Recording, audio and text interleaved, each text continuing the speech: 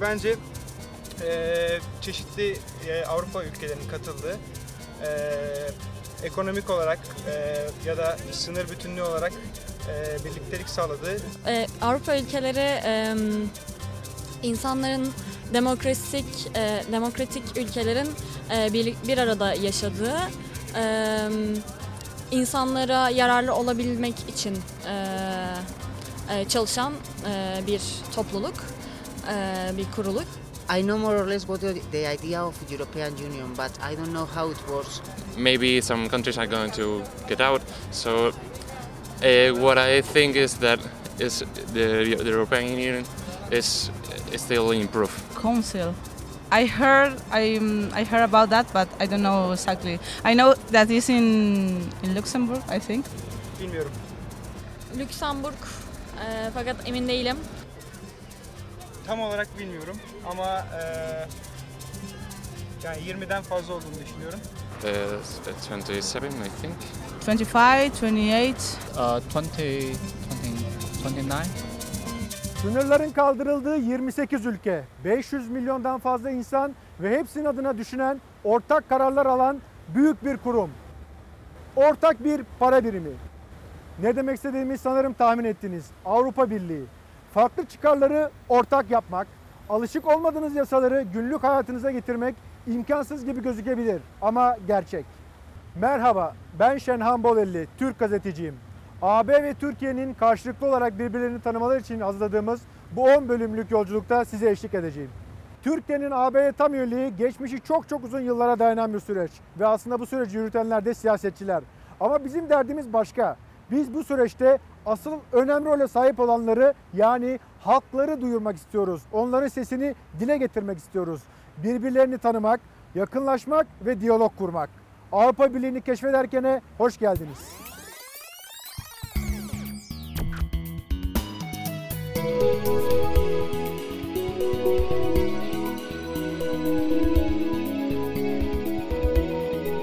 Saklamaya gerek yok. Avrupa Birliği kolay bir şey değil.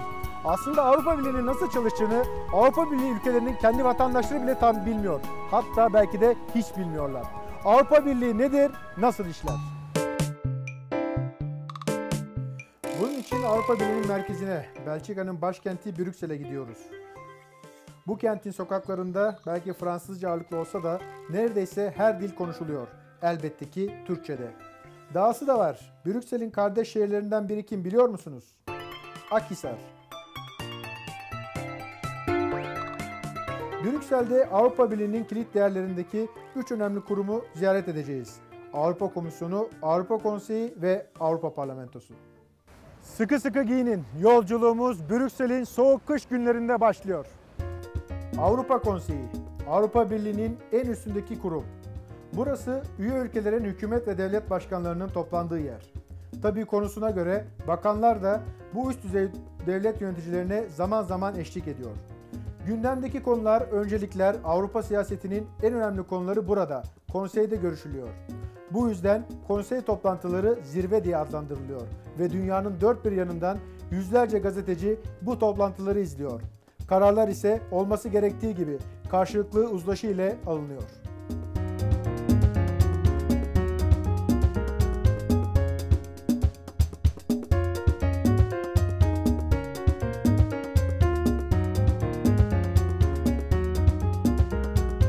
When a decision is being taken, of course, every member state is bound to this decision, absolutely. So it's very important decisions that have a direct impact for the social life and the political life in the countries concerned. 28 ülkenin devlet ve hükümet başkanları aynı masada oturup tartışıyorlar. Sadece Türkiye'de mecliste olanları, yaşananları düşünün. Gerçekten onları düşündükten sonra Avrupa'daki toplantı bitmez.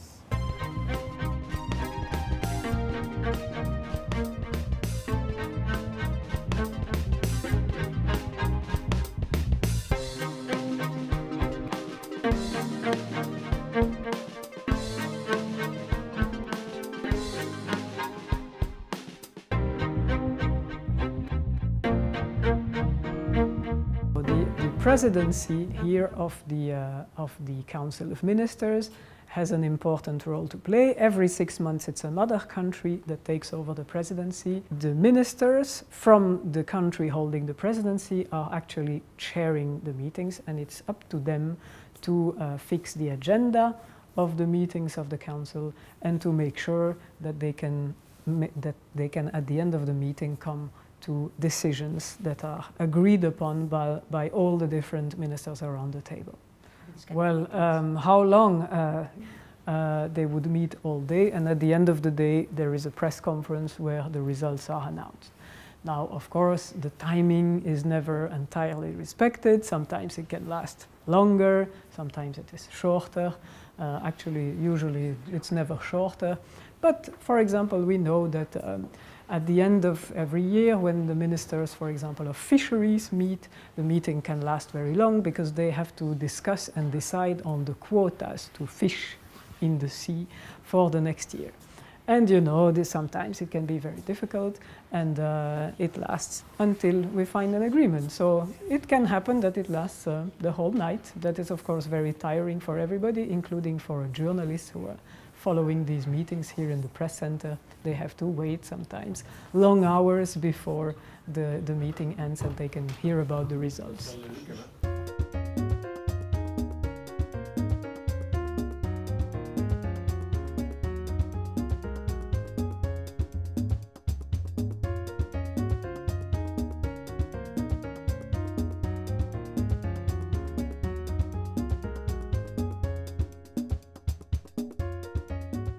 Burası Avrupa Parlamentosu.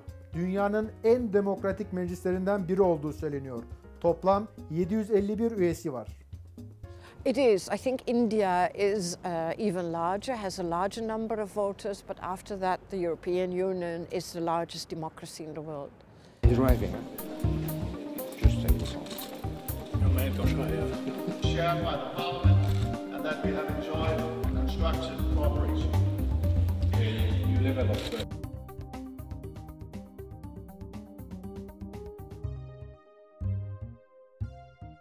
Lots of things that are decided at European level, but not everything.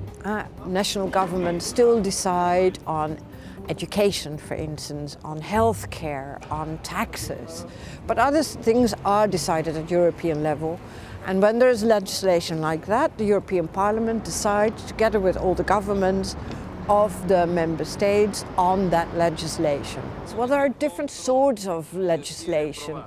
And not most often used is what's called a regulation, and that is a law that is directly applicable. So whatever is written exactly is applicable in every member state in that way. But we also have directives, and that you should see as a sort of framework law. So the framework is given, what should happen, and then it goes to the member state.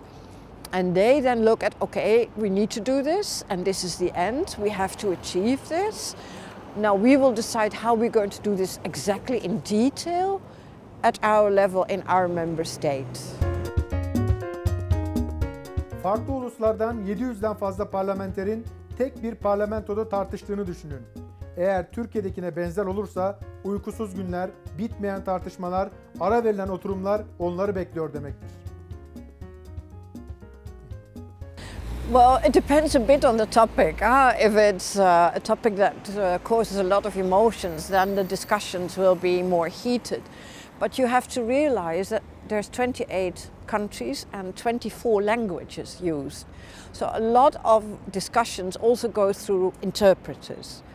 That is certainly true at the plenary sessions. Then for all languages interpretation is used, but that makes things a bit slower. And you cannot really have these direct tick-tock conversations or arguments. And sometimes it's funny, you see that someone is making a joke, an MEP, and then you see that the same people in his language, they laugh immediately.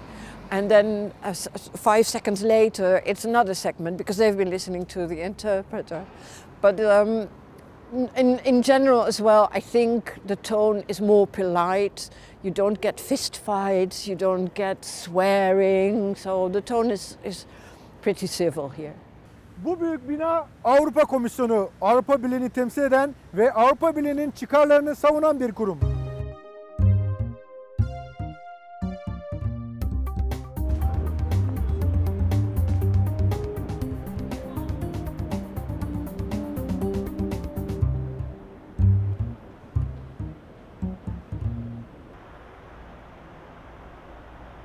The European Commission is one of the key institutions of the European Union.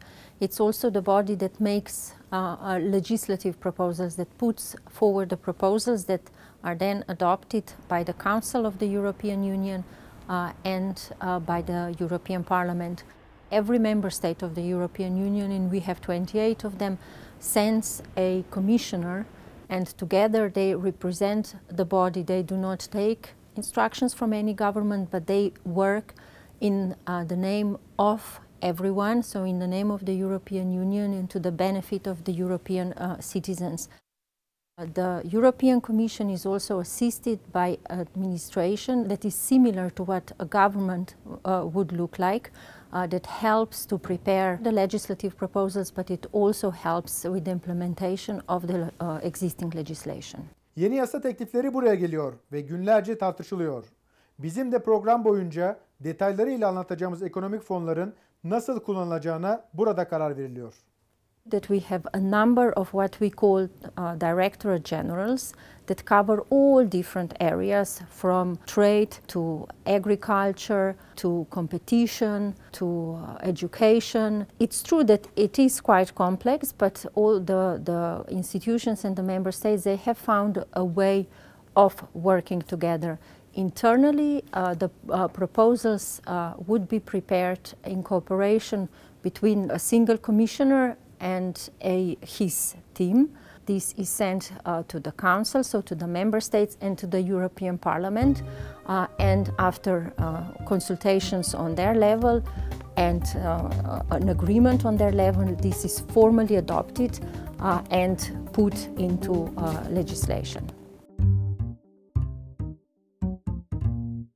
Gördüğünüz gibi Avrupa Birliği ile hem ortak hem de farklı yanlarımız var.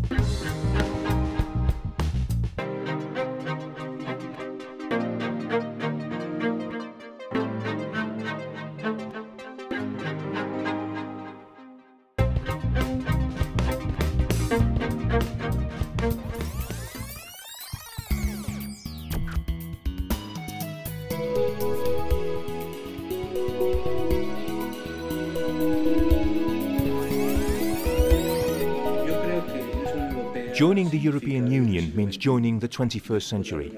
It has, over the last 60 years, consolidated its position as a place of peace and prosperity. And I would define it with a single word: stability, political stability. Joining the EU means joining the most advanced group of democratic states in the world. A club which respects basic rights, the separation of powers, human dignity, freedom. Freedom of expression is a basic and fundamental right and has been reinforced to include communication and the media in the EU's Manifesto of Basic Rights. Elections are part of our DNA, between men and women. We at the EU don't care if a population is Catholic, Orthodox, lay or Muslim. All of these religions can be integrated within the EU. There is one thing that for us, as well as diversity, is absolutely basic: discrimination and equality between men and women.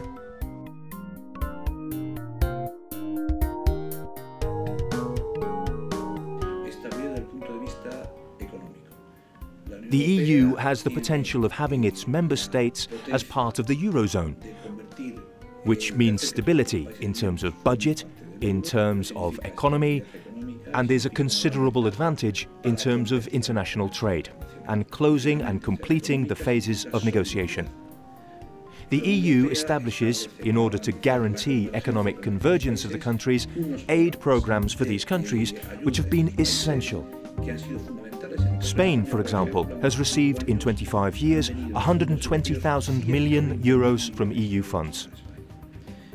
Then there is stability from the point of view of the consumer or citizen, the guarantee I have within my geographical zone. The technical requirements of the EU in question of protecting consumer rights, health, the environment, the measures that guarantee and protect freedom of movement are without doubt the most advanced internationally.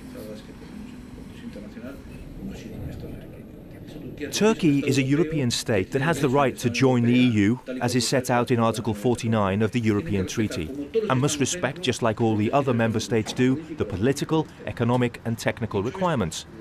That said, the inclusion of Turkey is special with respect to other countries, because when Turkey joins, it will be territorially the biggest state within Europe, with 750 square kilometers. Demographically, along with Germany, it will be the most populated country, with 75 million inhabitants. And it occupies one of the most sensitive areas geographically for Europe in terms of borders. So the inclusion of Turkey needs to be prepared much more extensively, in more detail. And what the European Commission wants to do, what President Juncker proposes, is to continue the expansion with Turkey and with the other countries, whilst being aware that to guarantee that integration works well for candidate countries, it cannot be at the same time. They can't all join the EU within the next 5 years. But this affirmation exists in parallel with the intention of continuing advancing and closing and completing the phases of negotiation. Avrupa Birliği'nin temelini tanıdık ama bu sadece bir başlangıç. Gelecek programlarda ekonomik fonların dışındaki konulara da değineceğiz. Onları da tartışacağız. Türk vatandaşları için çok fazla fırsat olduğunu sizler de göreceksiniz. Eğitim, bilim, çevre, teknoloji, sağlık ve daha neler neler.